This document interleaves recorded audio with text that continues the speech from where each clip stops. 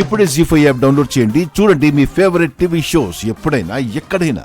అక్షయ తల్లిదండ్రులెవరో తెలిసేంత వరకు అక్షయ మనింట్లోనే ఉంటుంది.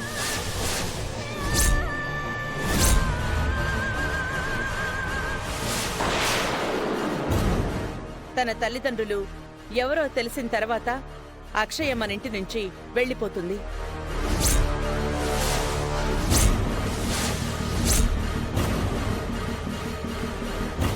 అక్షయ్ తల్లిదండ్రులు వచ్చిన రోజున నిజంగానే అక్షయ్ని పంపించేస్తారు కదా? అలా అని మన కులదైవం మీద ప్రమాణం చేసి చెప్పు.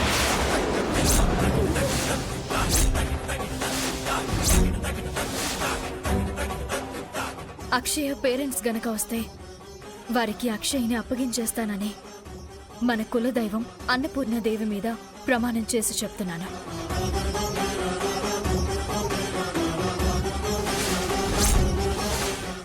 జీ5 యాప్ డౌన్లోడ్ చేసి అన్ని ఎపిసోడ్స్ పూర్తి ఉచితంగా చూడండి.